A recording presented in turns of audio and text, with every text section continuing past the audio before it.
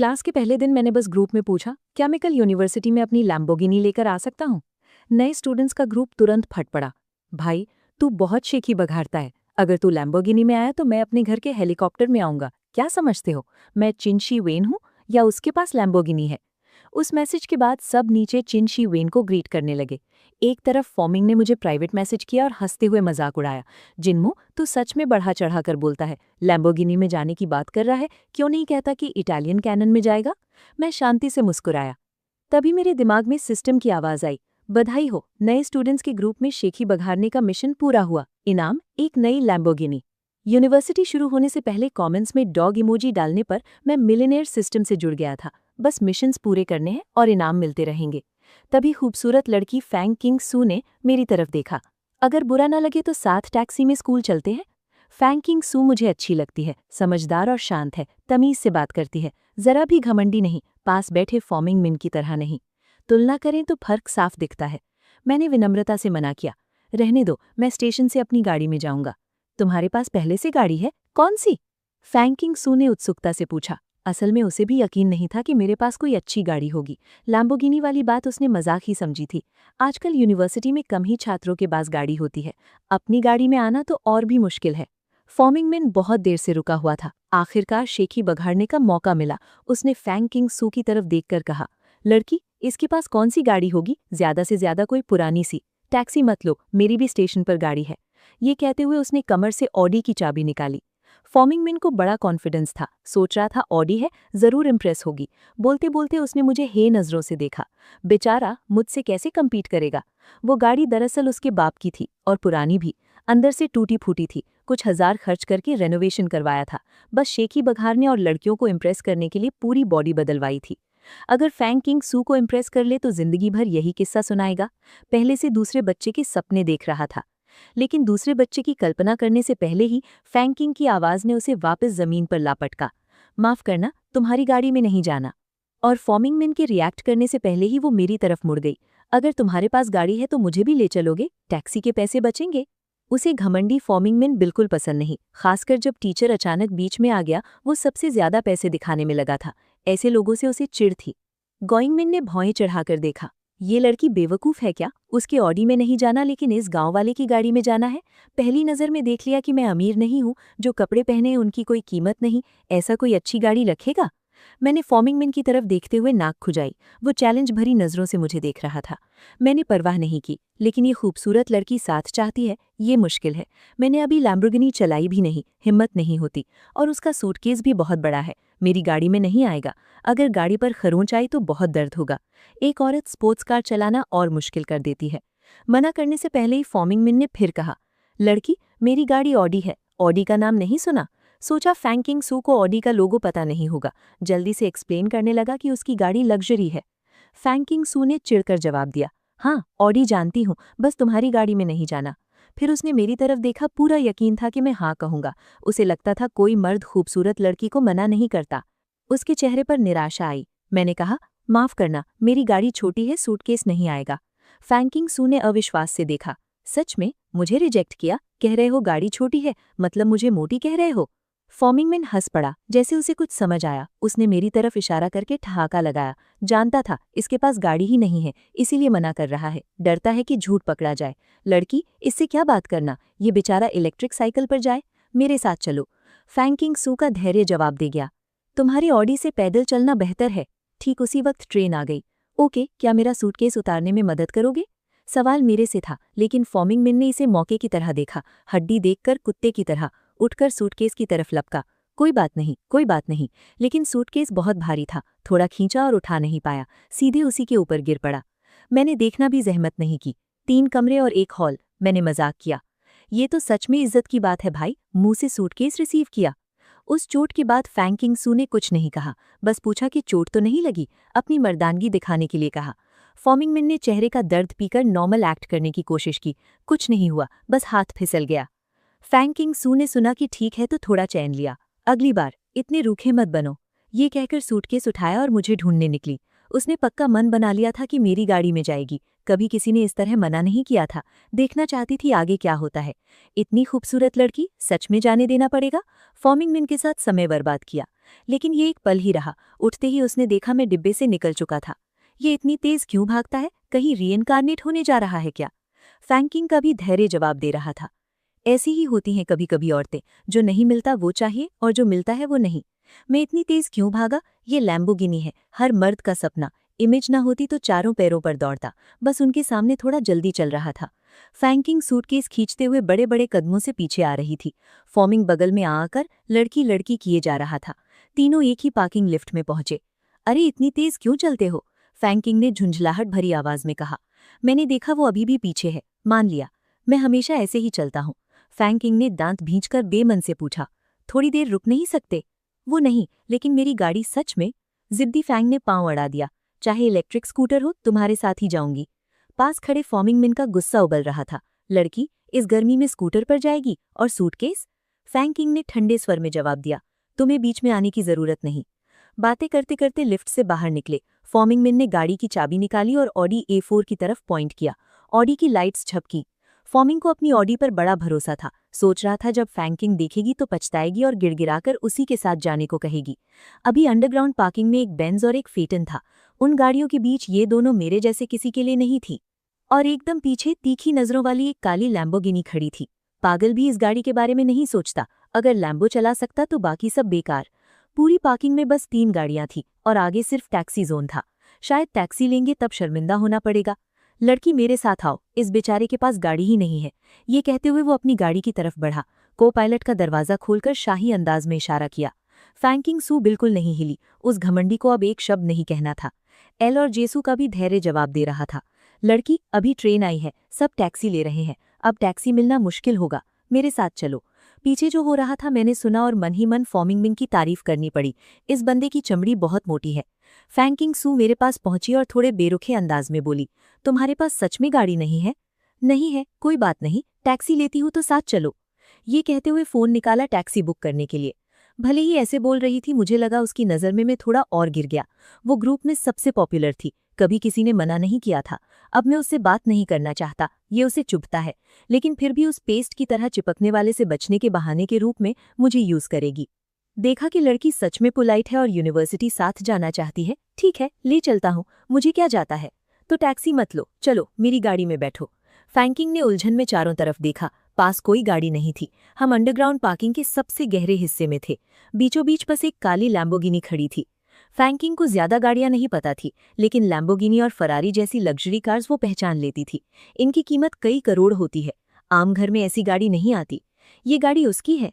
फैंकिंग सू ने कड़वी मुस्कान के साथ सोचा। हो नहीं सकता, इतने पैसे होते तो ट्रेन में क्यों आता पढ़ने। लेकिन अगले ही पल कुछ अचरज हुआ। मैंने चाबी निकाली और लैम्बोर्गिनी की तरफ बटन दबाया। लैम्बोर्गिनी की आगे की लाइट्स झपकी। सच में उसकी गाड़ी है। फैंकिंग सू एक जगह खड़ी रह गई, इतना शॉक्ड था कि रिएक्ट नहीं कर पाई। जो ट्रेन में मेरे साथ आया था वो किसी अमीर घर का निकला। मैंने गंभीर चेहरे के साथ लैम्बोर्गिनी का ड्राइवर डोर खोला। वहां खड़ी क्यों हो, जल्दी करो। मैंने उसे आवाज दी और अपनी लग्जरी गाड़ी में बैठ गया। अंदर से एक्साइटेड था, लेकिन बाहर से बिल्कुल शांत। किसी को हंसने का मौका नहीं देना था, जैसे ये सब बहुत नॉर्मल हो। लैम्बोर्गिनी का फ्रंट ट्रंक खोला। नीचे उतरकर फैंकिंग सू का सूटकेस लगाने की कोशिश की, लेकिन नहीं आया। देखा था ना, गाड़ी छोटी है, टाइट है। देखो इस गाड़ी में एक सूटकेस भी नहीं आता। कोई चारा नहीं, को पायलट सीट पर सूटकेस गोद में लेकर बैठना होगा। जैसे शिकायत कर रहा हूँ, अगर दूसरे सुने तो समझेंगे शेख ही बघार रहा हूँ। तुम मत चलाओ, मुझे चलाने दो। मुझे अनकंफर्टेबल होने से कोई फर्क नहीं पड़ता। फैंकिंग अभी भी शौक में गाड़ी में बैठी। अभी तक विश्वास नहीं हो रहा था कि मेरी गाड़ी सुपर स्पोर्ट्स कार है। बैठकर मैंने स्पोर्ट्स स्टीयरिंग व्हील छुआ। बहुत इनक्रेडिबल फील था। नजरिया थोड़ा नीचे था। इंजन स्टार्ट किया। दहाड़ ने पूरी पार्किंग भर दी। सब उधर देखने लगे। एक्सेलरेटर दबाया, ताकत ने चौंका दिया। लगा जैसे पैरों तले एक जानवर है। V12 इंजन की दहाड़ महसूस करने दो। सीट बेल्ट लगाओ, चलते हैं। उधर फैंकिंग मिन अपने ऑडी A4 में बैठा ये सब देख रहा था, पूरी तरह शौक में। काश इस स्कूल में ना आता, शायद वहां फिर मिले। क्या शर्मिंदगी, असली जोकर तो मैं निकला। उस दिन के बाद फॉर्मिंग मिन ने कभी वो ऑडी S नहीं चलाई। अपना फैंसी हेयर स्टाइल भी कटवा लिया। कई साल बाद एक नशे में उसने एक आह भरी। पहले साल में सोचता था ऑडी से सुपीरियर हूं, लेकिन कभी नहीं सोचा था कि अपनी उम्र का कोई लड़का उस लड़की के साथ जिसे मैं पसंद करता था लैम्बोर्गिनी में जाएगा। उस दिन मेरा कॉन्फिडेंस टूट गया। फर्क बहुत बड़ा होता है लोगों में। फॉमिंगमिन ने एक पल सपना देखा, अगर मेरे पास लैम्बोर्गिनी होती तो एक शब्द बोलने की जरूरत नहीं होती। रेस। लैम्बोर्गिनी मेरी तरफ से बोलेगा। मुझे तब तक नहीं पता था कि मैंने अनजाने में एक लड़के का लग्जरी कार का सपना तोड़ दिया। वेंचन ब्लू, एक सुपर स्पोर्ट्स कार, काला, धूप में चमकता है। इतना स्ट्राइकिंग लुक और इंजन की इतनी जोरदार आवाज कि कोई गाड़ी पास आने की हिम्मत नहीं करती। जो भी गुजरता है देखता रहता है। स्टीयरिंग व्हील पर मेरे हाथ एक्साइटमेंट से कांप रहे हैं। बहुत ही एपिक है। जैसे ही एक ट्रैफिक लाइट पार किया, सामने कुछ अविश्वसनीय दिखा। दूर से लग्जरी कार्स का एक काफिला बड़ी स्पीड से आ रहा था। सबसे आगे एक लाल फरारी, जंगली शेर की तरह चमकता हुआ। पीछे और super cars, Bentley, McLaren, Porsche और बाकी, कुल मिलाकर 10 से ज्यादा कार्स। ये सुपर कार्स सभी रूल्स को इग्नोर करते हुए बेझिझक दूसरी गाड़ियों को ओवरटेक कर रहे थे। कमाल की स्किल दिखा रहे थे, किसी हरिकेन की तरह, अमेजमेंट और कुछ गालियां दोनों पैदा करते हुए। पूरी स्पीड पर लाल फरारी आगे बढ़ रही थी। उस वक्त उसकी स्पीड पहुंच गई थी 200 किलोमीटर प्रति घंटा पर। ड्राइवर थी फेमस स्ट्रीमर शाओया। सिर्फ खूबसूरत नहीं, रेसिंग की प्रोफेशनल भी। उसी पल सब एक साथ उसे देखने लगे। शाओ का चैट पहले से ही लाइव था। मैसेजेस बर्फ की तरह बरस रहे थे। कोई कह रहा था, शाओ या तो कमाल है, 200 किलोमीटर प्रति घंटा पर भी एक हाथ से स्टीयरिंग व्हील कंट्रोल कर रही है। लेकिन कुछ लोगों को शक था। तुम लोगों को क्या पता, शाओ अभी फुल टैलेंट नहीं दिखा रही, बाकियों का इंतजार कर रही है। एक और मैसेज आया, लगता है इतनी फास्ट भी नहीं जा रही। तुरंत किसी ने जवाब दिया, वाह, हमेशा हेटर्स तो होते हैं, हिम्मत है तो खुद करके दिखाओ। चैट में बहस रुक नहीं रही थी। फरारी और जिनमो का लैम्बोर्गिनी साइड बाय साइड चल रहे थे। शाओया ने खिड़की से जिनमो की तरफ देखा और गर्व से मुस्कुराई, फिर इंजन रेव करके उसे चैलेंज किया। पहले जिनमो ने रिस्पॉन्ड करना नहीं चाहा, बस कुछ रेसर्स हैं। लेकिन ठीक उसी पल सिस्टम की आवाज आई। यूजर को चैलेंज किया गया। टेम्परेरी मिशन बना, फरारी के साथ रेस करो, जीतना होगा। मिशन कंप्लीट होने पर मिलेगी एक नॉवल कंपनी, फेल होने पर पनिशमेंट कब्ज। जिनमो जोर से शिकायत करने लगा। फैन किंग श्वेक कुछ समझी नहीं, उलझे हुए जिनमो को देखने लगी। जिनमो ने जल्दी से कहा, कुछ नहीं, बाहर से सब ठीक है। अंदर से गालियां दे रहा था। पनिशमेंट हमेशा कब्ज ही क्यों होता है? सिस्टम का कोई तरीका नहीं बदलता। जिनमो आगे बड़बड़ाया, मेरे पास लाइसेंस लिए कुछ ही दिन हुए हैं, उसके साथ रेस कैसे करूं? वो अभी 200 किलोमीटर प्रति घंटा पर थी। सिस्टम ने डिटेक्ट किया कि यूजर बिगिनर है। प्रोफेशनल पायलट एक्सपीरियंस कार्ड दिया जा रहा है। जिनमो को कार्ड मिला। कार्ड यूज करने पर इस दुनिया के बेस्ट पायलट की स्किल मिलेगी, लेकिन सिर्फ 10 मिनट के लिए। जिनमो शिकायत करने लगा, सिर्फ 10 मिनट? कितना कंजूस सिस्टम है। सिस्टम ने पूछा, चाहिए या नहीं? नहीं चाहिए, वापस ले रहा हूं। जिनमो, जो हमेशा आखिरी पल पर डिसाइड करता था, सिस्टम की इतनी ह्यूमन जैसी आवाज सुनकर चौंका। इस सिस्टम में इंटेलिजेंस है। ठीक है, अभी यूज करते हैं। सिस्टम ऑलरेडी एक्टिव है। काउंटडाउन शुरू, 9 मिनट 58 सेकंड। ये कहते ही जिनमो को अचानक एक अजीब एनर्जी अपने अंदर दौड़ती हुई महसूस हुई। हैरानी की बात, वो लगभग उस कार के साथ एक हो गया जिसे चला रहा था। उसे चलाना अब बेहद आसान लग रहा था। हर मूवमेंट, हर गियर चेंज, इंस्टिंक्टिवली और स्मूथली। ये अजीब एहसास उसे रोमांचित कर गया। कार का हर हिस्सा उसके शरीर का हिस्सा लग रहा था, उसकी इच्छा के साथ तुरंत फॉलो करता हुआ। बहुत दूर अमेरिका में एक F1 रेस चल रही थी। F1 का लीडिंग कार लगभग 300 किलोमीटर प्रति घंटा पर था। ड्राइवर एक लेजेंड था, उसकी स्किल दुनिया में सबसे बेहतरीन, रेसिंग की दुनिया में एक मिथ। पिछले कई सालों के प्रैक्टिकली सभी ट्रॉफीज उसी के थे। उसे सब फॉर्मर चैंपियन कहते थे। ठीक उसी पल अचानक उसे लगा उसकी कार उसके साथ नहीं है। उसने कार का कंट्रोल खो दिया। उसे अविश्वसनीय डर लगा। Oh my God, oh my God, वो अंग्रेजी में डर से चिल्लाया। 300 किलोमीटर प्रति घंटा पर एक F1 कार अगर प्रोफेशनल ना चलाए तो सीधे बैरियर से टकराएगी। रेसिंग पायलट स्पेशल सूट पहनते हैं। हर सूट की कीमत लाखों डॉलर्स। सब कुछ क्रैश के बाद भी उनकी सुरक्षा के लिए। कार एक तरफ हो गई, लेकिन पायलट बच गया। थका हुआ उसने हल्की सी मुस्कान दी। यकीन नहीं हो रहा था कि बच गया, लेकिन अगले ही सेकंड उसके सामने आग की लपटें आ गईं। इधर लेजेंडरी जिनमो ने विंडो नीचे किया, शाओया की तरफ एक चैलेंजिंग नजर डाली और जैसा शाओया ने पहले किया था वैसे ही अपने लैम्बोर्गिनी का एक्सेलरेटर कुछ बार दबाया। लाइव चैट में हलचल मच गई। ये कौन है? शाओया को चैलेंज करने की हिम्मत? देखने में यंग लग रहा है, एक नया बंदा, बेखौफ। शाओया, इसे सबक सिखाओ, समझाओ कि तुम कौन हो। बस एक अमीर बच्चा है, कार खरीदी दिखावे के लिए। लेकिन पैसेंजर सीट पर बैठी लड़की तो बहुत खूबसूरत है, लगभग शाओया जितनी। लैम्बोर्गिनी बर्बाद हो रही है इसके हाथ में, सिर्फ गर्ल्स इंप्रेस करने के लिए। अमीरों से नफरत करने वालों ने चिल्लाना शुरू किया कि शाओया जिन्मो को सबक सिखाए। शाओया ने कॉन्फिडेंट मुस्कान के साथ काउंटडाउन टाइमर देखा और जिन्मो को इशारा किया। इसी ट्रैफिक लाइट पर रेस शुरू करते हैं। जिन्मो ने चैलेंजिंग मुस्कुराहट दी, फिर चैलेंज एक्सेप्ट करने के लिए एक बार और एक्सेलरेट किया। शाओया को ज्यादा चिंता नहीं थी, वो सर्किट्स पर रेस कर चुकी है।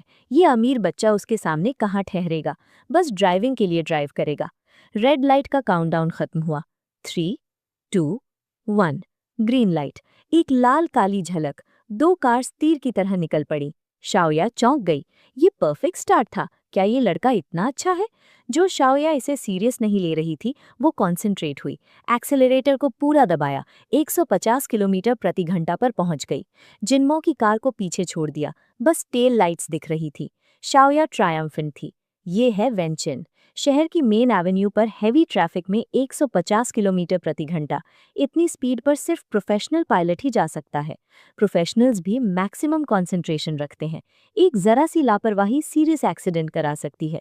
तभी ध्यान से देखने वाले व्यूअर्स ने नोटिस किया कि बगल का लैम्बोर्गिनी लगातार पास आता जा रहा है। लोगों को शक हुआ, क्या उसने स्पीडोमीटर मॉडिफाई किया, क्या जानबूझकर धीमा दिखाया? इन कमेंट्स के बाद तुरंत कंट्रोवर्सी फट पड़ी। शाओया खुद यकीन नहीं कर पा रही थी। जब वो लैम्बोर्गिनी अचानक उसके बगल में आया, उसने अपनी आंखों पर शक किया। आखिर वो प्रोफेशनल पायलट थी, ये लड़का उसे कैसे कैच कर सकता है? शाओया हैरानी से बाहर नहीं आ पा रही थी। लैम्बोर्गिनी चला रहा ये यंग मैन असल में कौन है? साफ देखना चाहती थी कि ड्राइवर सीट पर कौन बैठा है। इतने ट्रैफिक में 200 किलोमीटर प्रति घंटा तक पहुंचना या तो पागल है जिसे मौत का डर नहीं, या अपनी स्किल्स पर जबरदस्त कॉन्फिडेंस हो और एक्सपर्ट ड्राइवर हो। मैं गलत नहीं देख रही ना? उस यंग मैन ने शाओया को ओवरटेक कर दिया। क्या? हो नहीं सकता। मैं सोचता था शाओया इनविंसिबल है, कभी नहीं सोचा था कि कोई उससे भी बेहतर होगा। ये लड़का किसका है? शाओया ने एक्सेलरेट किया, इसे आगे नहीं जाने दे सकती। जिन्मो की तरफ उसे अपनी इनक्रेडिबल स्पीड का अंदाजा तक नहीं था। शाओया की स्ट्रीमिंग में वो अटेंशन का सेंटर बन चुका था। वो बस अपनी कार की लिमिट को चैलेंज करना चाहता था, इसलिए एक्सेलरेटर को पूरा दबाता रहा। जिन्मो का लैम्बोर्गिनी फरारी के पीछे से बिजली की तरह निकला, तुरंत उसके बगल आ गया। ये देखकर शाओया चुपचाप सीरियस हो गई, दांत पीसे, एक्सेलरेटर पूरा दबाया। वो प्रोफेशनली टेक्निक में हारना नहीं चाहती थी। एक पल में फरारी का इंजन किसी गुस्सैल जानवर की तरह दहाड़ा। स्पीड अचानक 240 किलोमीटर प्रति घंटा हो गई। लेकिन इस स्पीड पर हमेशा अलर्ट रहना होता है। आगे की कार्स पर नजर रखनी होती है। एक जरा सी गलती, सीरियस एक्सीडेंट। इस स्पीड पर कुछ भी हो जाए, कॉन्सिक्वेंसेस बेहद ग्रेव होंगे। बचना लगभग इम्पॉसिबल। याद रहे, एक नॉर्मल फैमिली कार के लिए 240 किलोमीटर प्रति घंटा पहले से ही मैक्सिमम लिमिट है। बहुत से लोग कार खरीदने से लेकर बेचने तक कभी ऐसी स्पीड फील नहीं करते। जिन्मो ने बिना हिचकिचाए एक्सेलरेटर पूरा दबाया। उसका लैम्बोर्गिनी तीर की तरह निकला। स्पीडोमीटर की सुई 240 पार कर गई। जब दोनों कार्स एक कर्व पर पहुंचे, शाओया का कंसंट्रेशन 1 सेकंड के लिए चूका और जिन्मो का लैम्बोर्गिनी उसे ओवरटेक कर गया। उस पल शाओया शॉक में रह गई, यकीन नहीं हो रहा था। शाओया ने बिना सोचे एक्सेलरेटर दबाया। इंजन फुल वॉल्यूम पर बजने लगा। कार बेलगाम घोड़े की तरह एक्सेलरेट करती रही, लेकिन ठीक वहां एक बेहद टाइट कर्व आ गई। इस स्पीड पर अगर अचानक मुड़े और स्किड हो तो इनर्शिया से कार पलट जाएगी। सही टाइम पर ब्रेक लगाना होगा। कोई भी प्रो पायलट इस सिचुएशन में पहले स्पीड कम करेगा, फिर अच्छे से ड्रिफ्ट करके कर्व लेगा, उसके बाद फिर एक्सेलरेट करेगा। शाओया ने स्पीड काफी कम कर ली, बस उन लाल टेल लाइट्स को दूर जाते देख सकती थी। राइवल के ब्रेक लाइट्स तक नहीं जल रहे। दोनों के बीच का फर्क बढ़ता जा रहा है। ये लड़का पागल है। जैसे ही जिन्मो पहले कर्व पार करता है, जैसा सबको उम्मीद थी, इसका लैम्बोर्गिनी इस स्पीड पर कर्व में कार का बायां हिस्सा उठ गया। इनर्शिया की फोर्स से कार लगभग बाहर की तरफ निकलने लगी। जब कार लगभग पलटने वाली थी, एक मिरेकल हुआ। दूसरी साइड का व्हील ठीक प्रोटेक्शन बैरियर पर टिक गया। इस अनएक्सपेक्टेड चीज ने कार को एक सीक्रेट लेन दे दी। लगभग पलटने वाली कार तुरंत स्टेबलाइज हो गई और रास्ते से बाहर नहीं गई, जैसे एक रोलर कोस्टर उस अनएक्सपेक्टेड रूट से दौड़ रहा हो। स्ट्रीमिंग में जो बेरोक टोक कमेंट्स चल रहे थे, एकदम से पूरी तरह चुप। शाओया ने सब कुछ देखा था, उसका मुंह खुला का खुला रह गया, चेहरा हैरानी से भरा हुआ। ये भी हो सकता है? शाओया को होश आने में वक्त लगा, लेकिन अभी हार नहीं मानी। जल्दी से कार सीधी की, परफेक्ट ड्रिफ्ट और टर्न, और तीर की तरह एक्सेलरेट कर दिया। बेताब थी उस दूसरी कार तक पहुंचने के लिए। देखना था ये कौन है, क्या क्रैक है जो ऐसी मनूवर कर सकता है।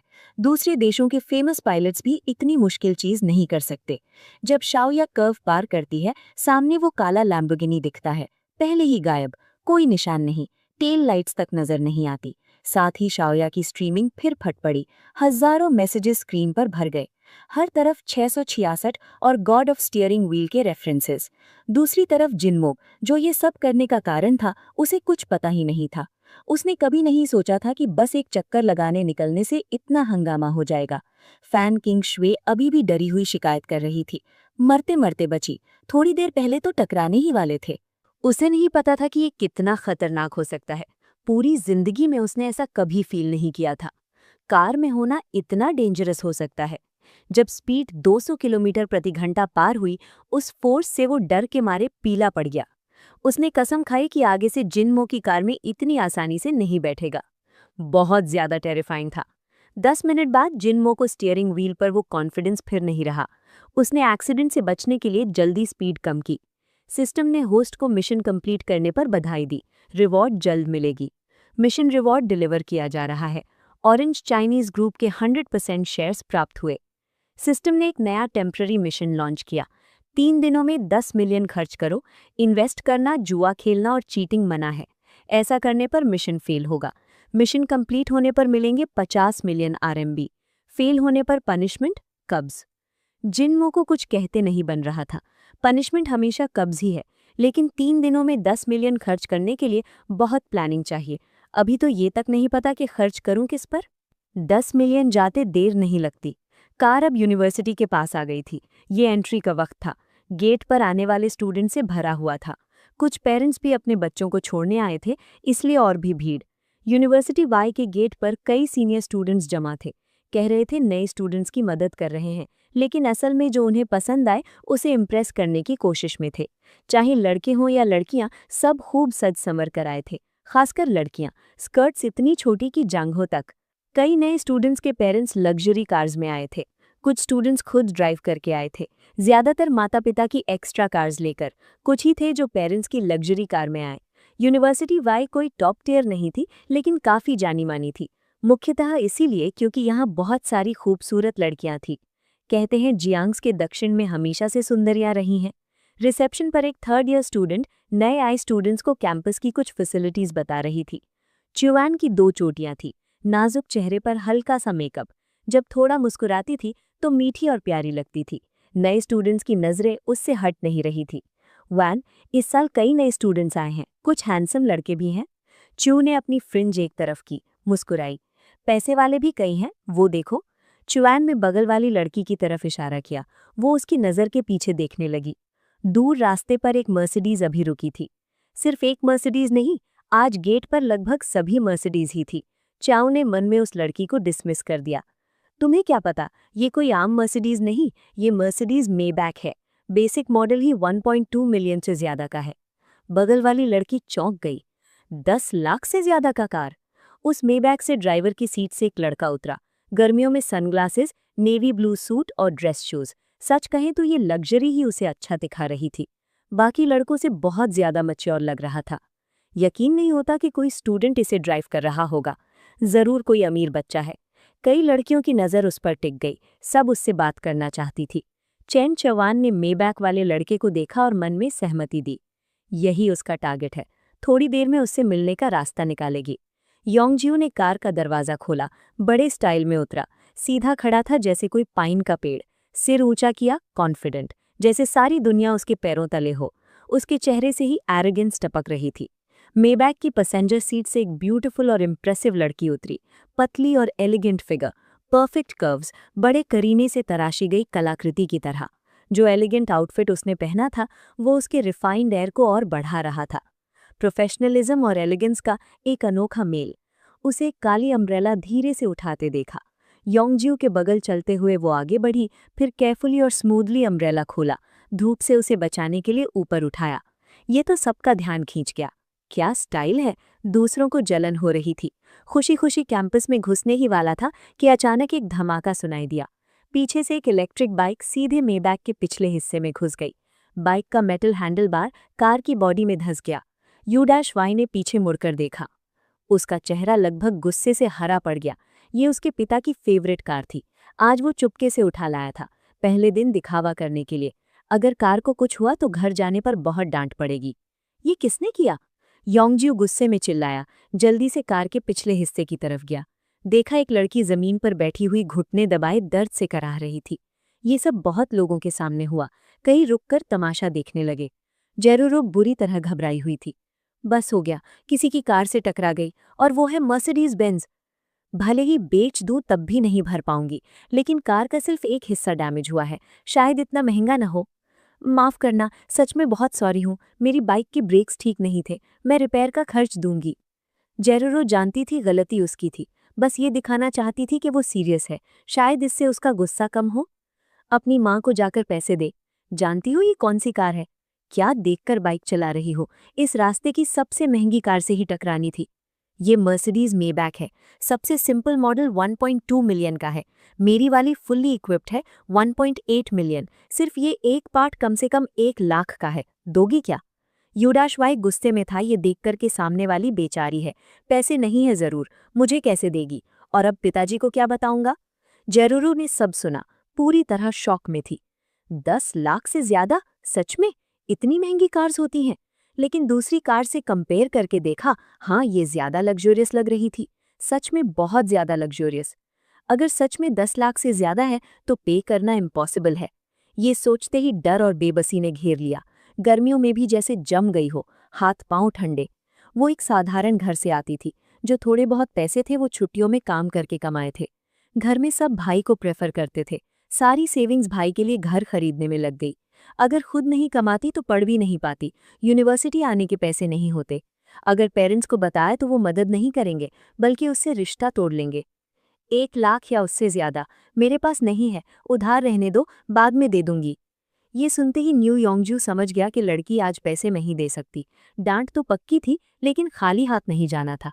पास से देखा तो लड़की काफी खूबसूरत थी। अगर इसे अपनी गर्लफ्रेंड बना ले, यहाँ तक कि रातें साथ बिताने का मौका मिले, बुरा नहीं होगा। बस कह दो और हो गया। कैसे पता चलेगा कि तुम पे करोगी? आसपास खड़े कुछ लोगों को योंगजियो का एक लड़की को इंटिमिडेट करना पसंद नहीं आया। एक बाप बोला, बेटे बस भी करो, सिर्फ एक हिस्सा डैमेज हुआ है, इस लड़की को और मत परेशान करो। ये सुनकर न्यू योंगजियो और भी गुस्से में आ गया। पहले से बुरे मूड में था और निकालने की जगह नहीं मिल रही थी। तुम्हें क्या पता, मेरी कार टकराई और पेमेंट नहीं देनी चाहिए? इतना हेल्प करना है तो खुद पे करो। जब बात अपनी नहीं होती तो बोलना आसान है। जिसने बोला था उसने जवाब सुनकर चुप रहना बेहतर समझा, लेकिन कई लोगों ने उसे बुरी नज़र से देखा। देखो, सिचुएशन ये है, तुम्हें रिपेयर का पैसा देना है लेकिन अभी नहीं है, तो एक IOU लिखो और साइन करो, फिर मैं तुम्हें नहीं परेशान करूंगा। योंगजियो को एक्चुअली लगता नहीं था कि लड़की पे करेगी। वो IOU का यूज करके उसे गर्लफ्रेंड बनने पर मजबूर करना चाहता था। यही उसकी असली चाहत थी। अगर सच में पे कर दे तो भी लॉस नहीं। U-Y ने योंगजियो का प्लान चतुर समझा। ये सोचते हुए लियू योंगजियो ने सामने की लड़की को ऊपर से नीचे तक देखा। लड़की सिंपल थी, थोड़ी ओल्ड फैशन भी, लेकिन एक खास एलिगेंस थी। एक नाजुक मीठा सा एयर, जैसे साउथ इंडियन लड़कियां होती हैं। हमेशा सिर झुकाए माफी मांग रही थी, इसलिए योंगजियो ठीक से देख नहीं पाया। लेकिन थोड़ी देर पहले जब उसने थोड़ा सिर उठाया, योंगजियो उसका चेहरा देख पाया। कितना खूबसूरत चेहरा है। ओवल फेस, भौहें विलो लीफ की तरह कर्व्ड, सच में एक खास चार्म था। तो कितना देना होगा? न्यू योंगजियो ने बहाने बनाने शुरू किए। इंपोर्टेड पार्ट्स चाहिए, लेबर बहुत महंगी है, ढेर सारी बातें बनाई। बस जेरोरो की इग्नोरेंस का फायदा उठाना था, पूरी तरह उसका शोषण। आखिर में न्यू योंगजियो ने कहा, लगभग 1,80,000 IOU लिखो। ये सुनते ही जेरोरो लगभग बेहोश हो गई। 1,80,000? इतने पैसे तो उसने कभी देखे भी नहीं थे। न्यू योंगजियो ने देखा कि जेरोरो रिएक्ट नहीं कर रही, उसे धमकाया, अगर एक्सेप्ट नहीं किया तो पुलिस कॉल करूंगा, वो सुलझाएंगे। ये सुनते ही जेरूरो सच में डर गई। पुलिस मत बुलाओ, आईओयू लिखती हूँ। भीड़ में खड़े लोग अब ये बर्दाश्त नहीं कर पा रहे थे। लड़की, कुछ साइन मत करो, एक बार साइन किया तो बचना मुश्किल हो जाएगा। आईओयू लीगली बाइंडिंग है, पे करनी ही पड़ेगी। योंगज्यू ने देखा कि उसका प्लान लगभग काम कर गया था, लेकिन कुछ दखल अंदाज आ गए, प्लान बिगाड़ना चाहते थे। ये उसे मंजूर नहीं था। चुप रहो सब, बड़े अच्छे बनने की जरूरत नहीं। कार तुम्हारी नहीं थी, पहले भी नहीं थी। इतना हेल्प करना है तो पे करो। जेरूरो बेवकूफ नहीं थी, जानती थी अगर आईओयू साइन किया तो निकलने का रास्ता नहीं रहेगा। घर पर आकर पैसे मांगेंगे, फंस जाएगी। लेकिन साइन नहीं किया तो दूसरा पक्ष उसे छोड़ेगा नहीं। अब क्या करूं? येरूरो रो रही थी, आंसू रोके नहीं रुक रहे थे। तभी दूर से एक काला सुपरकार तेजी से आता दिखा, चमकता हुआ डिजाइन और इंजन की दहाड़। कार्स नहीं जानने वाले भी समझ गए ये कार जरूर बेहद महंगी होगी। देखने वालों की नजर उस सुपरकार पर टिक गई। कई लड़कों की आंखों में जलन साफ दिख रही थी। लैम्बोर्गिनी अवेंटाडोर, दुनिया की सबसे महंगी कार्स में से एक। U-Y भी इस कार की तरफ खिंचा, क्योंकि यही तो उसका हमेशा का सपना था। मेबैक जैसी क्लासिक कार देखकर भी कौन सुपरकार की तरफ नहीं देखेगा। बहुत से लोग पहचान तक नहीं पाते। जो सच में अमीर होते हैं वो लैम्बोर्गिनी, फरारी, मैक्लारन चलाते हैं। उसके लिए तो ये अभी भी नामुमकिन लगता था। लैम्बोर्गिनी भीड़ के सामने धीरे धीरे आगे बढ़ा, स्पीड कम की, फिर सड़क पर स्लोली चलने लगा। वाह, लैम्बोर्गिनी अवेंटाडोर, मैं क्या देख रहा हूँ? ये तो 3 अपार्टमेंट्स पर चलता है, लगता है लेटेस्ट मॉडल है। सिर्फ शैसी 9 मिलियन से ज्यादा का होगा और स्टैंडर्ड वर्जन नहीं लगता, तो 10 मिलियन तक ना भी पहुंचे उसके करीब जरूर है। हे भगवान, अगर मेरे पास होता तो बाहर ही नहीं निकालता। देखो, ये इतनी आसानी से बाहर ले आया। जिन्मो ने देखा कि सड़क के दोनों तरफ भीड़ है, पार्किंग की जगह नहीं मिल रही। एक मेबैक दिखी, ठीक उसके पीछे एक जगह खाली थी। किसी सुपरकार के पास सिर्फ दूसरी सुपरकार्स ही रुकती हैं, बाकी कोई हिम्मत नहीं करता। जरा सा छू जाओ तो डैमेज पे नहीं कर सकते। तो जिन्मो ने अपनी कार मेबैक के पीछे मूव की। लेकिन पीछे 2 लोग खड़े क्यों हैं? वो जगह घेरे हुए हैं। जिन्मो ने विंडो नीचे की और सिर निकालकर चिल्लाया, थोड़ा हट सकते हो, कार पार्क करनी है। ये सुनकर यूयोंगो को मना करने का मौका नहीं मिला, किनारे हटना पड़ा। येरमोरू ने लैम्बोर्गिनी देखी, पुराने एक्सपीरियंस की याद आई। मेबैक से टकरा चुकी हूँ, इससे महंगी कार से नहीं टकरा सकती। जल्दी से अपना स्कूटर लेकर हट गई। जिन्मो ने ब्रेक लगाया, दोनों हट गए और लैम्बोर्गिनी एक तरफ पार्क हो गई। पायलट और को पायलट दोनों डोर्स सिजर स्टाइल में धीरे धीरे खुली। जिन्मो और फैनक्यूंग कार से उतरे, लेकिन फैनक्यूंग थोड़ी जल्दी में थी, बाहें भरी थीं, सूटकेस लेकर उतर रही थी। ये देखकर सबकी आंखों में जलन आ गई। यही है अमीर लड़का, देखो बगल में लड़की कैसी है, स्कूल की क्वीन लेवल, इतनी एलिगेंट, यहाँ की बाकी लड़कियों जैसी नहीं, जैसे किसी और ही कैटेगरी की हो। जिन्मो ने नोटिस किया कि जो 2 लोग बाकंत स्पेस में थे उनके बीच टेंशन है, लेकिन वो दूसरों के मामलों में दखल देने वाला नहीं था। जैसे कुछ देखा ही नहीं, स्कूल की तरफ चल दिया। जैसे ही जिन्मो और फैनक्यूमन के पास से गुजरे, उसके दिमाग में सिस्टम की आवाज आई, temporary task activate, daily good deed, लड़की को खतरे से निकालो, reward driving skill level 2, permanent task, fail होने पर कोई पनिशमेंट नहीं। जिन्मो जो आगे बढ़ने वाला था रुक गया। ये ड्राइविंग स्किल पहले भी यूज कर चुका हूँ, सच में कमाल की थी। अभी ड्राइव करना कितना एंजॉयबल था, और ये परमानेंट है। सिस्टम कभी रीजन नहीं बताता, लेकिन ये ड्राइविंग स्किल मेरी होनी ही चाहिए। जिन्मो 2 कदम पीछे आया। बताओ क्या हुआ? यूयोंग चाहता था कि ये अमीर लड़का चला जाए, ताकि वो येरुओरू को आईओयू के लिए दबा सके, लेकिन जिन्मो वापस आ गया। आसपास क्यूरियस लोग थे, वो पहले से ही यूयोंग का कमजोर पर रौब दिखाना बर्दाश्त नहीं कर पा रहे थे। पैसों से कमजोर पर धौंस जमाते हो, अब कोई और अमीर मिल गया तो उसमें भी घुसना है। सब आ गया है, सबने यूयोंग को उसकी करनी के लिए घेर लिया। ये सुनते ही जिन्मो को सिचुएशन समझ आ गई। डेली गुड डीड, बस इस लड़की की मदद करनी है, पैसे पे करके। वैसे भी एक मिशन है, 3 दिनों में 10 मिलियन खर्च करने हैं, ये भी खर्च में काउंट होगा। रुको सिस्टम, अगर उसके लिए पे करूं तो मिशन में काउंट होगा? सिस्टम ने कहा, नहीं होगा, ये गिफ्ट होगा, खुद पर खर्च नहीं। जिन्मो ने मन में झुंझलाया, इतने रूल्स, अगर पे नहीं कर सकता तो मदद कैसे करूं?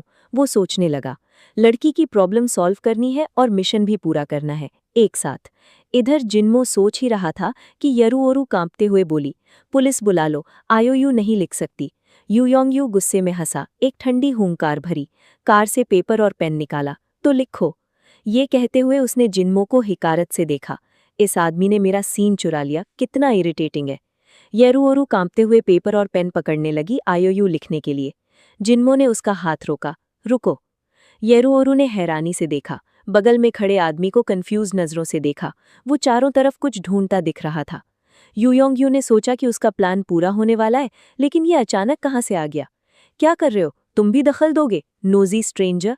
यूयोंगयू थोड़ा नर्वस होकर बोला, क्योंकि जिसके पास वो कार है उसके घर का रुतबा जरूर होगा। जिन्मो ने परवाह नहीं की। अचानक उसे कुछ दिखा। पास में एक काम करने वाला था, पाइप ठीक कर रहा था। जल्दी से उसकी तरफ दौड़ा। सबने क्यूरियोसिटी से देखा। उस वर्कर से कुछ कहा, नहीं पता क्या, और उसे पैसों का एक बंडल दे दिया। वर्कर खुश होकर एक बड़ा हैमर दे दिया। जिन्मो ने हैमर लिया और वापस दौड़ा। यूयोंगयू ने ये सीन देखा और डर के मारे पीछे हट गया। क्या करने वाले हो? पैसे दिखाकर लोगों को इंटिमिडेट करोगे? चाहो तो पुलिस बुला सकता हूँ, प्रॉपर्टी डैमेज का केस करूंगा। यूयोंगयू डर गया था कि हैमर से मारेगा, लेकिन नहीं, निशाना वो नहीं लग रहा था। जिन्मो यूयोंगयू की कार की तरफ बढ़ा, उत्साहित लग रहा था। ये पागल है क्या? यूयोंगयू अभी समझ ही रहा था कि क्या होने वाला है। जिन्मो कार के पास पहुंचा और विंडशील्ड पर एक जोरदार हैमर मारा। धड़ाम। इतना सिंपल। लोगों के रिएक्ट करने से पहले जिन्मो कार पर चढ़ गया, हैमर लेकर तोड़ना शुरू कर दिया। यूयोंगयू को देखकर दर्द हो रहा था।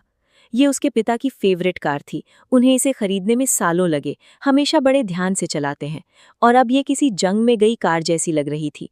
फ्रंट विंडशील्ड पूरी तरह स्पाइडर वेब की तरह टूट गई, बॉनेट पर गड्ढे ही गड्ढे। रुको! यूयोंगयू पैनिक में जिन्मो को रोकने दौड़ा, पूरी तरह डेस्परेट। जिन्मो ने देखा कि काफी हो गया, कार से कूद गया। अरे, गलती से हो गया, हाथ फिसल गया और तुम्हारी कार टकरा गई, बताओ कितना दूं? जिन्मो ने पश्चाताप का एक्सप्रेशन बनाया। देखने में एक्सीडेंट लग रहा था, लेकिन सभी जानते थे पूरी तरह जानबूझकर। यूयोंगयू चिल्लाया, मुझे बेवकूफ समझते हो? साफ देख रहा हूं जानबूझकर किया। जिन्मो ने कंधे उचकाए और हैमर जमीन पर फेंक दिया। सच में एक्सीडेंट था, अगर यकीन नहीं तो मैं क्या करूं? तुम देख लेना, पुलिस बुलाता हूं, प्रॉपर्टी डैमेज का केस करूंगा। यूयोंगयू गुस्से से लाल था, चेहरा तक लाल हो गया। जिन्मो ने शांति से जवाब दिया, मुझे कोई फर्क नहीं पड़ता, तो बताओगे कितना दूं? अगर पुलिस और इंश्योरेंस का इंतजार करोगे तो तुम्हें बहुत कम मिलेगा। यूयोंगयू ये बात अच्छे से जानता था, लेकिन मान नहीं सकता था। सबके सामने कार तुड़वाई और कुछ नहीं कर सकता।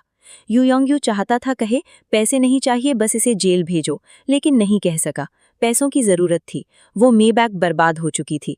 अगर जिन्मो से पैसे नहीं निकाले तो घर जाने पर पिताजी जरूर मारेंगे। कोई ऑप्शन नहीं था। यूयोंगयू ने बुरी तरह गुस्से में कहा, ठीक है, जैसी कार की हालत है 500,000 चाहिए। जिन्मो ने ये सुनकर थोड़ा भौएं चढ़ाई। यूयोंगयू ने उसकी रिएक्शन देखी और मन में खुश हुआ। अभी इतना ब्रेव था, अब प्राइस सुनकर डर गया। सोचता था मिलियनेयर है लेकिन पैसे नहीं है, शायद लैम्बोर्गिनी रेंट पर है। अब प्राइस महंगी लगी। चाहे तो घुटने टेक और खुद को थप्पड़ मार मेरे सामने। एक थप्पड़ 1000 कम, कुछ थप्पड़ कुछ और कम, क्या कहते हो? यूयोंगयू को कॉन्फिडेंस वापस आ गया। उसे लगा ये सच में अमीर नहीं है, लेकिन वो गलत था। जिन्मो ने भौएं इसलिए चढ़ाई थी क्योंकि प्राइस बहुत कम थी। उसने सोचा था कार तोड़ने पर करोड़ों मांगेंगे, लेकिन बस 500,000। मिशन का टारगेट अभी भी बहुत दूर था। दूसरे की बकबक से कोई फर्क नहीं पड़ा। यूयोंगयू बगल में ड्रामा कर रहा था। जिन्मो एक स्पेक्टेटर लड़की के पास गया। लड़की, तुम्हारा मिक्शू मिल्क टी 1000 में देती हो? लड़की शॉक में रह गई। 1000? एक सेकंड हैरान रही, फिर जल्दी से सिर हिलाया। हाँ, बेचती हूँ। उसकी मिक्शू बस 8 रुपए की थी, 1000 में बेच रही है, ये तो जैकपॉट है। जिन्मो ने सिस्टम से 1000 कैश निकाला, लड़की को दिया, मिल्क टी ली और तुरंत वापस आ गया। जल्दी से मेबैक का बॉनेट खोला, इंजन का ऑयल कैप खोला, मिल्क टी उसमें डाल दिया। सबके मुंह खुले के खुले रह गए। ये क्या पागलपन है? यूयोंगयू ये देखकर पत्थर बन गया। अब तो सच में बर्बाद हो गया। इंजन कार का सबसे महंगा हिस्सा होता है और उसमें मिल्क टी भर गया। ये तो गई। जिन्मो इधर उधर भाग रहा था, थककर पसीने में भीग गया। अभी अभी एक और कार तोड़ी। यूयोंगयू के पास आया, सिस्टम से मिला चेकबुक निकाला, हाथ में लिया। ये 1 मिलियन है, तुम्हारी टूटी फूटी कार खरीद रहा हूं, बाकी अपने पास रखो। फिर येरुओरू की तरफ देखा जो अभी भी शॉक में थी। अब ये कार मेरी है, तुम्हें कुछ नहीं देना, जाओ स्कूल जाओ। ये कहकर जिन्मो ने पीछे भी मुड़कर नहीं देखा। फैनक्यूंग के पास पहुंचा, सीधे स्कूल के गेट की तरफ चल दिया। सबके मुंह खुले रह गए। लड़कियों का एक ग्रुप चिल्लाने लगा, भगवान कितना हैंडसम है, सच में अमीर बच्चा है, कितना डोमिनेंट, बिना सोचे मिलियन की कार तोड़ दी, बहुत ही कूल है, उस लड़की को मौका दे रहा है, इतना अच्छा इंसान नहीं देखा। ये लड़का कौन है, मुझे प्यार हो गया, इसे फॉलो करूंगी। ये सिर्फ लैम्बोर्गिनी की वजह से नहीं है, यहाँ की सब लड़कियां इस पर मर गई। हैंडसम, टॉल और पैसे भी हैं। इतना सब होते हुए भी पैसा ही उसकी सबसे अच्छी क्वालिटी नहीं है, और भी कमाल की क्वालिटीज हैं। हिवाय और चुआनवान उस लड़के को देख रहे थे। हाइट और फेस दोनों परफेक्ट, पैसे भी हैं, यही है आइडियल लड़का। बगल वाली लड़की ने अपना सीना थाम लिया। वाह, यही मेरा नया प्यार है। नए स्टूडेंट्स को वेलकम करने वाली सभी लड़कियां जिन्मो के पास आ गईं। नए स्टूडेंट, कैंपस बहुत बड़ा है और रास्ते मेज जैसे हैं, दीदी बॉयज डॉर्मेट्री तक पहुंचाए। नए स्टूडेंट, बहुत गर्मी है, दीदी के रूम में एसी है, थोड़ा आओगे? उसकी टांगे छोटी है लेकिन मेरी देखो कितनी गोरी है, मैं भी रेडी कर सकती हूँ। आओ मेरे साथ नए स्टूडेंट, मेरे साथ आओ। फैनक्यूंग लड़कियों की भीड़ में पीछे धकेल गई। जिन्मो चारों तरफ से घिर गया जैसे किसी स्टार के चारों तरफ फेंस। ये सीनियर दीदियां फैनक्यूंग पर ध्यान भी नहीं दे रही थी, जो जिन्मो के बगल में खड़ी थी, और अगर वो उसकी गर्लफ्रेंड भी है तो भी उन्हें कोई फर्क नहीं। अच्छे लड़कों के पास हमेशा कई लड़कियां होती हैं और मैं भी कम नहीं हूँ। मैं भी औरत हूँ, मेरे कर्व्स हैं। ये अमीर लड़का मुझ पर ध्यान क्यों नहीं देगा? चाहे तो स्वीट और जेंटल बन जाऊं या लड़ाई करके जीत लूं, सेकंड नंबर भी चलेगा। जिन्मो को समझ नहीं आ रहा था किसे जवाब दे। ये लड़कियां पागल हैं। बाकी फर्स्ट ईयर के नए स्टूडेंट्स, खासकर लड़के, उस पागल लड़कियों के ग्रुप को देख रहे थे। सबकी आंखों में डिजायर और एनवी। पैसा ही सब कुछ है। योंगू ने चेक जल्दी से पॉकेट में ठूस लिया, एक अनफ्रेंडली नजर डाली। जेरुरू, देख लेना। फिर जिन्मो की तरफ देखा, लगभग पागल होने की कगार पर था। ये टेंशन उसके लिए होनी चाहिए थी। ये जिन्मो कहाँ से टपक पड़ा? जरूर तंग करने आया था। आज उसकी सबसे बड़ी बेइज्जती हुई। ये जरूर स्कूल नेटवर्क पर वायरल होगा, कैंपस का नया गॉसिप। और वो ऑब्वियसली इस कहानी का बेवकूफ किरदार, बस ताकि जिन्मो और ज्यादा कूल और मिलियनेयर लगे। अब इस स्कूल में रहने का दिल नहीं करता। स्कूल चेंज कर सकता हूँ। न कंपनी वापस मिली, न पैसे, न इज्जत, न हाइट, हर चीज में हार गया। कार भी। उसकी कार मेरी 10 कारों के बराबर है, कोई मुकाबला नहीं। यंगू जल्दी से टैक्सी में बैठकर चला गया। मेबैग बर्बाद हो चुकी थी और जिन्मो का पैसा एक्सेप्ट कर लिया तो अब वो उसकी कार भी नहीं। बस घर जाकर पिताजी की डांट सुनना बाकी है। जरूर जिन्मो को थैंक करना चाहती थी, लेकिन उसे इतने लोगों से घिरा देखकर पास भी नहीं जा पाई। ये एहसान दिल में रख लिया, याद रखेगी, कभी नहीं भूलेगी। उस आदमी ने उसके लिए 1 मिलियन खर्च कर दिया, अभी तक रियल नहीं लग रहा। जिन्मो इस वक्त बहुत ओवरवेल्म था। इतना पॉपुलर होना उसे पसंद नहीं, सच में लो प्रोफाइल रहना चाहता था, लेकिन सिस्टम हमेशा उसे हाईलाइट करवा देता था। लड़कियों से घिरा, निकल भी नहीं सकता। सुनो, अपना वीचैट दोगे? कुछ काम हो तो दीदी को याद करना। मैं भी हूँ, और मैं। सीनियर दीदियों को समझ आ गया कि जिन्मो को अभी नहीं ले जा सकती, लॉन्ग टर्म स्ट्रैटेजी बनाने लगी। पहले कॉन्टैक्ट लेना होगा। जिन्मो को समझ आया, कॉन्टैक्ट नहीं दिया तो शायद जाने नहीं देंगी। कोई ऑप्शन नहीं। अपना वीचैट क्यूआर कोड दिखाया। दर्जनों लड़कियां स्कैन करने लगी, एक के बाद एक। कुछ ने तो अपनी बेस्ट फ्रेंड्स को भी फोटो भेज दी। एक बार कॉन्टैक्ट मिल गया, सब अलग अलग हो गईं, अलग अलग स्ट्रैटेजी सोचने लगी। हर कोई अपना टैलेंट दिखाना चाहती थी। जिन्मो के साथ हो रहे इस ट्रीटमेंट को देखकर वहां खड़े लड़के सामूहिक रूप से स्पीचलेस हो गए। कितनी जलन, कितना गुस्सा। 18 साल की उम्र में लैम्बोर्गिनी लेकर स्कूल आए। हम तो बस एक साधारण कार मिल जाए उसी में खुश हैं।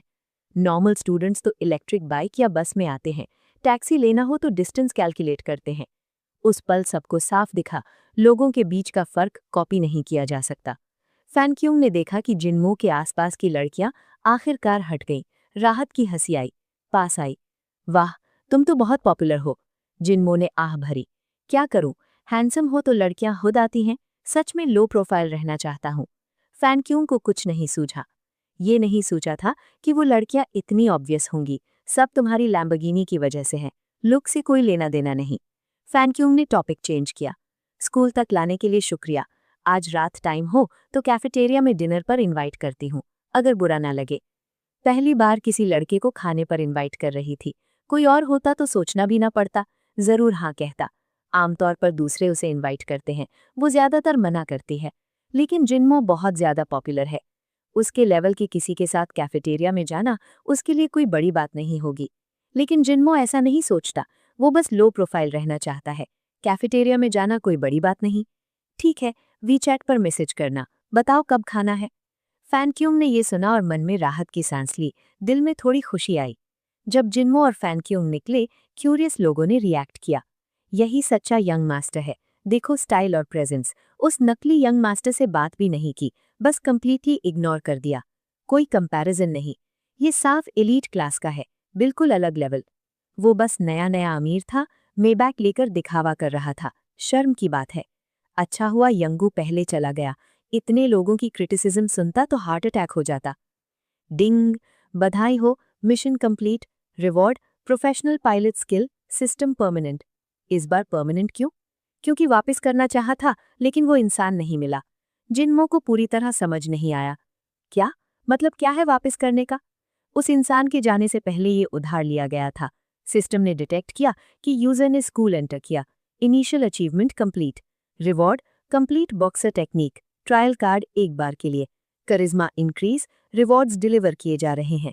सिस्टम फुली एक्टिवेट होगा, तुम्हें यूनिवर्स के सबसे हैंडसम और अमीर इंसान बनाएगा। मेंटली तैयार रहो। अब टेम्परेरी मिशंस आ रहे हैं। Mission 1, beauty rescue. सही टारगेट ढूंढो, हीरो बनो जो लड़की को बचाए। रिवॉर्ड, करिश्मा maximum. Mission 2, music and dance. School में वेलकम पार्टी ऑर्गेनाइज करो, नए स्टूडेंट्स को मजा कराओ। Reward, professional singing, trial card एक बार। Mission 3, no mercy. स्कूल में 1 मिलियन खर्च करो। Reward, 10 million RMB। Mission complete होने पर हैप्पी लाइफ जियो। सिस्टम की आवाज जिन्मो के कान में बजती रही। इधर फैनक्यूंग ने सर घुमाया। जिन्मो थोड़ा पेल पड़ गया था। उसके फीचर्स पहले से ही अच्छे थे, अब और हैंडसम और फर्म दिख रहे थे। जिन्मो को फील हुआ कि उसकी पीठ जो थोड़ी झुकी रहती थी, अब सीधी है, पेट और सीना थोड़ा और डिफाइंड। सिस्टम को क्या हो रहा है? थोड़ा इन्फ्लेट हो गया। तुम्हारा करिश्मा बढ़ा। बिग डेटा के फीमेल ब्यूटी स्टैंडर्ड्स के हिसाब से तुम्हारा करिश्मा अब ज्यादातर लड़कियों के ब्यूटी क्राइटेरिया पर खरा उतरता है। फैनक्यूंग कुछ कहने वाली थी, लेकिन उस पल जिन्मो को देखा, दिल तेज धड़क गया। ये जिन्मो है, पहले ऐसा नहीं था, इतना हैंडसम। उसे बहुत पसंद आया। कितने अच्छे फीचर्स हैं, वो आंखें, वो एयर, हर मूवमेंट दिल को छूती है। बस अपना बनाना है। जो लड़कियां पास से गुजर रही थीं देखती रह गईं। वाह, इतना हैंडसम, कौन है, कोई सेलिब्रिटी है? जिन्मो को पहली बार फील हुआ कि वो एक रेयर एनिमल है। लड़कियां घेरे में है। कुछ ने तो फोन निकालकर रिकॉर्ड करना शुरू कर दिया। जिन्मो जो हमेशा लो प्रोफाइल रहा है, उसके लिए ये पेनफुल था। सिस्टम, तुमने मुझे तड़पाया। फैनक्यूंग का डॉमेट्री जिन्मो के पहले था। अलविदा का वक्त आया। फैनक्यूंग रुकना चाहती थी। आज रात कॉल करती हूँ। जिन्मो ने नीचे देखा, ये गर्ल्स डॉमेट्री है। जैसे ही वो दिखा, सब लड़कियां रूम से निकल आईं, कॉरिडोर में झांकने लगी। Low profile, low profile. ठीक है, बेहतर है मैं चला जाता हूँ। फैनक्यूंग की आवाज अब अलग लग रही थी, सामान्य से ज्यादा सॉफ्ट और ठंडी। कुछ काम हो तो मैसेज करना, ये कहकर जिन्मो को जाते हुए देखती रही। जिन्मो वहां से उड़ गया जैसे। डर लगता है, औरतें सच में टेरिफाइंग है। फोमेंगमिन अपनी ऑडी A4L लेकर स्कूल के दूसरे गेट पर पार्क किया। ये गेट सिर्फ सीनियर स्टूडेंट्स जानते थे, इसलिए ज्यादा लोग नहीं थे। उसने अपना एरोगेंट एटीट्यूड समेट लिया। हमेशा कोई ना कोई बड़ा होता है, इस पुरानी ऑडी को आगे मत लाना, बेइज्जती होगी। सिंपल रहना बेहतर है। एक इलेक्ट्रिक बाइक ले लूंगा। बॉयज डॉमेट्री पहुंचा। पूरे रास्ते वरिड रहा। डर था कि उस इंसान से मिलना ना हो जाए। अगर देखा तो ह्यूमिलिएटिंग होगा, बुरी यादें वापस आएंगी। बस यही होप कि अगले 4 यूनिवर्सिटी साल में वो इंसान न मिले, कभी न मिले। डॉमेट्री में पहुंचकर आखिरकार थोड़ा चैन आया। लगता है आज नहीं मिलेगा। पते करना होगा कि उसका डॉमेट्री कौन सा है, तो उससे बचा जा सके। जब तक वो मुझे भूल न जाए, तब तक मैं सामने नहीं जाऊंगा, वरना फिर हंसाऊंगा। फोमिंगमिन डॉमेट्री में पहुंचा। देखा कि पहले आया था।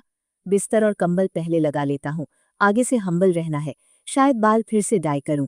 बिस्तर लगा रहा था, तभी डॉमेट्री का दरवाजा खुला। कोई नया रूममेट होगा, हेलो करना चाहिए। नमस्ते रूममेट। फोमिंगमिन ने पीछे मुड़कर देखा। एक पहचानी शक्ल। लैम्बोर्गिनी वाला लड़का नहीं? फोमिंगमिन शॉक में रह गया। ये मेरे डॉमेट्री में क्यों है? अचानक एक ख्याल आया, अगर ये मेरा रूममेट निकला तो? माँ, स्कूल चेंज करना है। जिन्मो ने लाल बालों को देखा। याद आया, ऑडी वाला मही था। काफी जल्दी आ गया, मुझसे पहले भी पहुंच गया। फोमिंगमिन में कड़वी हंसी के साथ थूक निकली। भाई, ये कहना बंद करोगे? लैम्बोर्गिनी में आकर हम्बल बनने का नाटक सच में ठीक है। जिन्मो ने लापरवाही से जवाब दिया। मुझे कोई प्रॉब्लम नहीं। फोमिंगमिन को कुछ याद आया। न्यू स्टूडेंट्स के ग्रुप में 1 लाख गिफ्ट करने वाला भी तुम ही थे? अब सब क्लियर हो गया। स्कूल में बहुत कम लोग हैं जो न्यू स्टूडेंट्स के ग्रुप में 1 लाख गिफ्ट कर सके। जब जिन्मो से मिला तभी किसी ने ग्रुप में 1 लाख गिफ्ट दिए। वो मिलियन की कार में आया, जाहिर है वही था। जिन्मो ने बेफिक्री से माना। सच में 1 मिलियन देना चाहता था, लेकिन ग्रुप में मैक्सिमम 1 लाख ही सेंड होते हैं। तुम्हारे पास मेरा वीचैट नहीं है, ग्रुप में मेरी फोटो पर क्लिक करते तो पहचान लेते। फोमिंगमिन लगभग घुटनों पर आ गया। उसका पूरा ध्यान सैनक्यूंग पर था। भला दूसरी लड़कियों पर नजर कहाँ जाती, इसीलिए गलती हो गई। भाई प्लीज मुझे अपना फॉलोअर बना लो। जिन्मो ने देखा कि ये बंदा समझदार है और तुरंत उठाने में मदद की। अब ऐसा मत करो, अब हम रूममेट्स हैं। फ्यूमिंगमिंग रोने ही वाला था। ये बंदा तो काम का है, मेरी सारी बेइज्जतियां इसके पास है। इस स्कूल में नहीं रह सकता। अगर फॉलोअर नहीं बनाया तो उठूंगा नहीं। जो काम हो बताओ, हर चीज में तुम्हारा ख्याल रखूंगा। योंगफू ने स्कूल के पिछले गेट तक टैक्सी ली। गाड़ी में बैठकर चेक देखा कि असली है या नहीं। पहली बार ऐसा देख रहा हूं। चेक हाथ में लेकर बैंक में काम करने वाले अंकल से कांटेक्ट किया। चेक वेरीफाई करने को कहा। जब पता चला कि रियल है तब जाकर चैन की सांस ली। कम से कम जाकर रिपोर्ट तो कर सकता हूं, वरना पापा भूखे भेड़िए की तरह चीर देते। इस सब के बाद उसकी रेप्यूटेशन तो बर्बाद हो ही गई। एक छोटे से सर्कल में ही सही, रेप्यूटेशन तो गई। अब आगे से जिन्मो से बचना ही ठीक है। काश इन 4 यूनिवर्सिटी सालों में उससे न मिलना पड़े। न्यूयॉर्क का पेड सेक्रेटरी भी नहीं आया। अब वो अकेला अपना सामान लेकर डॉर्मेट्री की तरफ चल रहा है। अच्छा हुआ मास्क पहना है, वैसे भी ज्यादा लोगों को नहीं पता क्या हुआ। कम से कम रूममेट्स को तो अभी नहीं पता चलेगा। योंगयू डॉर्मेट्री पहुंचा, रूम का दरवाजा खोला, देखा कि एक लाल बालों वाला लड़का दूसरे के सामने घुटनों पर है। भाई मुझे अपना फॉलोअर बना लो। योंगयू ने सुना और मन में गाली दी। कैसा बेशरम बंदा है, अंदर आते ही फॉलोअर बनना चाहता है। पूरी मर्दानगी गवा दी। सामने वाले की जानी पहचानी शक्ल देखकर यू योंग हू भी घुटनों पर आ गया। एक पल के लिए हवा जम गई, जैसे वक्त रुक गया हो। भाई मुझे अपना फॉलोअर बनाओ। वाह क्या किस्मत है, जिससे जितना बचना चाहो उससे उतना ही टकराव होता है। योंगयू और फ्यूमिंगमिंग दोनों सोच रहे थे, ये दोनों अच्छे नहीं हैं। पहले दोनों ने गलत हरकतें की और सीधे जिन्मो से टकरा गए। जब नाटक किया तो जिन्मो ने बैकग्राउंड में छोड़ दिया। भाई तुम जिन्मो हो ना, स्कूल एंट्रेंस वाली बात पर? सच में मैंने ठीक नहीं किया, बिल्कुल ठीक नहीं किया। यहाँ 4 साल साथ रहना है, बेहतर है उस बात को आगे न बढ़ाएं। योंगयू उदास चेहरा बनाता है। पहला साल अभी शुरू ही हुआ है। फ्यूमिंगमिंग को कुछ कुछ समझ आया, तो दूसरे रूममेट का भी कुछ राज जिन्मो के हाथ में है, इसीलिए इतना डरता है। समझ गया। ठीक है, सब रूममेट्स हैं, साथ रहना है। जो पहले हुआ वो हो गया। न्यू योंगी और फ्यूमिंगमिंग ने राहत की सांस ली। बस यही डर था कि जिन्मो पुरानी बातों का बदला न ली।